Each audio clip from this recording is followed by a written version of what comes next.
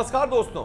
कंगना रनौत और महाराष्ट्र सरकार के बीच में एक तरीके से जो अघोषित जंग पिछले काफी समय से चल रही है, उस सिलसिले में एक और खबर आज बड़ी दिलचस्प आई है और कंगना रनौत ने एक बार फिर से महाराष्ट्र सरकार को निशाने पर लिया है और अपनी जो बयानों की तोप होती है उसका मुंह एक बार फिर से महाराष्ट्र की सरकार की तरफ कर दिया है। दरअसल हुआ क्या है, मुंबई के बांद्रा कोर्ट ने कंगना रनौत के खिलाफ तथाकथित रूप से सांप्रदायिक तनाव फैलाने के आरोप में एफआईआर दर्ज करने के आदेश दे दिए। एक याचिकाकर्ता कोर्ट में गए जिसमें ये आरोप कंगना के ऊपर लगाया गया कि वो अपने बयानों से टीवी शोज में जो इंटरव्यू दे रही हैं, जो बयान दे रही हैं, उसके जरिए वो सामाजिक द्वेष फैला रही हैं और धार्मिक आधार पर बांटने की कोशिश कर रही हैं। इसलिए उनके खिलाफ एफआईआर दर्ज करने के आदेश उस पर दे दिए गए। इस पर अब कंगना रनौत ने रिएक्शन दिया है। क्या रिएक्शन दिया है, क्या ट्वीट किया है, वो मैं पढ़कर आपको सुनाता हूं। कंगना रनौत ने इंग्लिश में ट्वीट किया है जिसका हिंदी अनुवाद करके मैं आपको बताता हूं।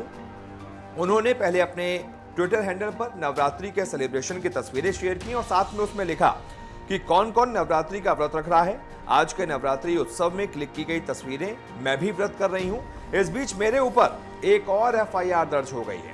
महाराष्ट्र में पप्पू सेना को मेरे अलावा कुछ दिख ही नहीं रहा। मुझे ज्यादा याद मत करो, मैं वहां जल्द आऊंगी। तो ये कहते हुए पप्पू सेना, यानी आप समझ सकते हैं कौन, किसकी सरकार है, किसके लिए। ये सीधा निशाना एक तरीके से महाराष्ट्र की सरकार पर है और कंगना के मुताबिक उन्होंने फिर से इसके लिए महाराष्ट्र सरकार को जिम्मेदार ठहराया। उनको लगता है कि शायद इसके पीछे भी अब महाराष्ट्र सरकार ही है। महाराष्ट्र सरकार ने ही उनके खिलाफ ये एफआईआर दर्ज करवाई है। हालांकि एफआईआर तो कोर्ट से दर्ज हुई है, लेकिन कंगना रनौत ने इसके लिए भी महाराष्ट्र सरकार को निशाने पर लिया है। इससे पहले भी आपको पता होगा कितनी अघोषित तरीके की पूरी जंग चली आ रही है पिछले काफी लंबे समय से। जब से सुशांत सिंह राजपूत की मौत के बाद से कंगना ने अपना मुंह खोला है।